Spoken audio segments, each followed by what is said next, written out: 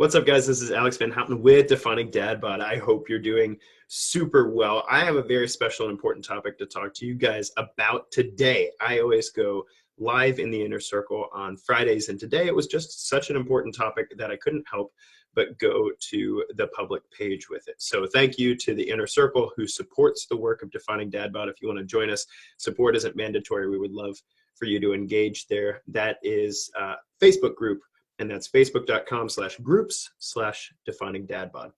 But today I'm talking about an extremely important concept called beyond calories, or at least that's what we're calling it here. We are publishing a show this weekend that begins our two-part series in Beyond Calories. And, you know, quite frankly, as a personal trainer of over 14 years, and I went to Vanderbilt University for engineering and psychology.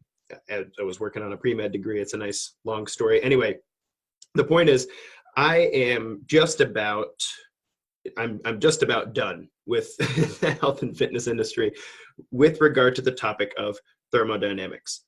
And I say that, and you're like, huh? Like who worries about that sort of thing? Thermodynamics, as it relates to the health and fitness industry, is the equation: calories in equals calories out. And our two-part series that number one starting this weekend is about the idea that your food is more than calories in and that your exercise is more than calories out. I'm going to dive into the philosophical underpinnings of this in the show itself. I do a good job articulating that. I'm not quite as good on video here as I might be on the podcast, or at least I think so, because I've got an editing team and they do a good job of cutting out my ums and ahs and helping me not sound, I don't know, unpolished. That might be the best way to put it. But here you're getting me raw. Here you're getting me live. So this thermodynamics question: does your health and fitness really boil down to how many calories you eat, that's calories in, versus how many calories you expend, that's calories out?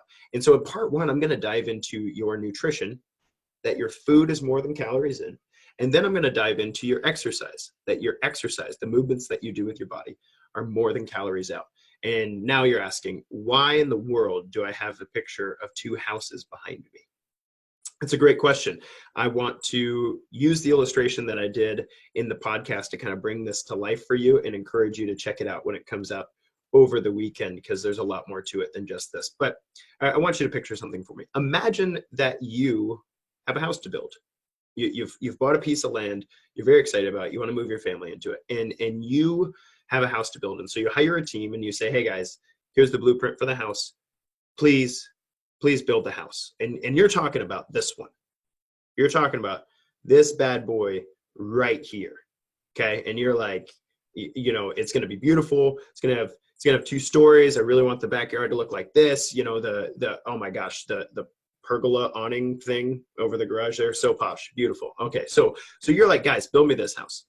And so you drive away and they get to work, right? And if you've ever built a house before, it behooves you to go check on the house regularly because there's all kinds of stuff. I used to work, side note, I used to work with a construction team when I was younger. And I remember walking through with the punch out crew after everybody had done their work, you know, and the people were getting ready to make their final purchase. And we did what we called a punch out list. And I remember walking through, like, you know, there was a little gap in the door frame here, and there was this thing here, and he goes, just caulk it. just caulk it. That means we're not really going to fix it. Nobody will ever know if you just caulk it and paint over it, you know. Anyway, so you drive away from the house that you want built for you. And then you drive back up about 2 weeks later, and you got this. You gave them this, you got this. And you're like, what the heck? What is this? What is this mud hut? And the guys say, hey, don't worry. We burned the same amount of calories building this house as we would have this house.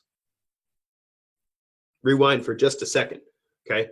In this analogy, you're not happy with this, by the way. You're not like, oh, okay, bravo. Yeah, great energy expenditure there, guys. Thermodynamics for the win. That's not what you're saying at all. What you're saying is, where's my dang house? Where's the house that I pictured when I hired you guys to come build this thing for me?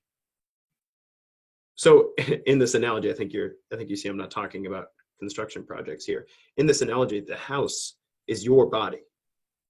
The house is your body. When you have a health and fitness goal, especially with regard to body composition, you have a picture in your head, or at least you're working to develop a picture in your head of an ideal version of you.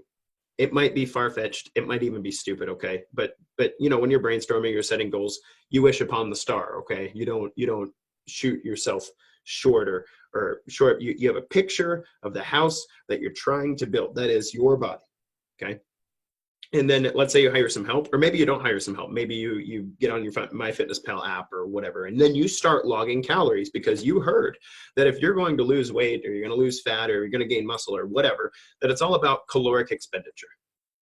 Okay, and you don't pay attention to the blueprints of the house. You don't pay attention to the materials that you're building with. You don't pay attention to any of this stuff. I'm just worried about energy expenditure. This happens so often in the fitness industry that people end up with a mud hut because they're so concerned with caloric expenditure that they don't pay attention to the materials that they're building their own body with. They pay so much attention to the caloric expenditure that they don't pay attention to the blueprint. What's the blueprint for the house of your body? It's your DNA. It's your DNA. It's kind of set, you know, since birth. But you might be surprised to know that there are significant portions of your DNA that are currently just sitting inside of you unlocked. Your DNA only unlocks particular adaptations if you apply the right stressors and recover appropriately. That would be exercise. And so in this series, my goal is to deconstruct this crazy notion we have somehow in the health and fitness industry that one, thermodynamics is simple. It's not that simple. This looks simple. This is an actual thermodynamics equation. It's called the Gibbs free energy equation. That's enthalpy equals Gibbs free energy plus, here's the kicker, entropy times absolute temperature. That's way more complicated than it sounds. How do you measure disorder in the calories that you consume versus the calories you burn? Nobody knows. Food scientists aren't engineers. The point is, thermodynamics is actually very difficult. You take the partial derivatives of this to calculate it for a system. It's way more complex than just lighting your food on fire and measuring how much heat comes off of it. Way more complicated. But go a step further than that. And the question is, are you interested in your energy expenditure? Or are you interested in the house that you were trying to build to begin with? And so my question that I work to answer in the Beyond Calories series, and the question that I'm hoping to step past for everybody is, what do calories have to do with it? What do calories even have to do with it at all? They might have a role to play, but I argue that it's a relatively small role compared to other things that we could be interested in with regard to our nutrition and our exercise. And my hope is that you'll check out the series and that you'll listen to it, that you'll meditate on it, that you'll think about it, that you'll work really hard in your life to look and see, one, is this true? Is Alex just spouting stuff? You know, I wrote this in Expo marker on a typing paper, you know, am I making this up? You can look it up, Gibbs free energy, that's the equation. Or is there something more here? Is it time for us to start looking at our food and start looking at our nutrition beyond calories? Is it really that simple? Can we really boil down the house we're trying to build to the energy that the workers used or didn't use in the construction of the project? Or is it more important to start paying attention to the blueprint? What parts of the blueprint can we unlock that are currently not unlocked, that we're working to build? What materials? Like, you get a different house out of mud and straw given the same amount of energy as you do with a house of bricks and mortar. I'm trying to say to you that, well, there might be some bricks and mortar in the foundation here. This looks more like vinyl siding, I guess. I don't know. I like the lattice though. Anyway, that's the ADHD. So hang with me here. I need to go for a run. What I'm telling you is that your body is more than the calories burned through exercise, and your body is more than the calories consumed in your food. That 100 calories of Skittles and 100 calories of spinach are going to go to building different quality homes.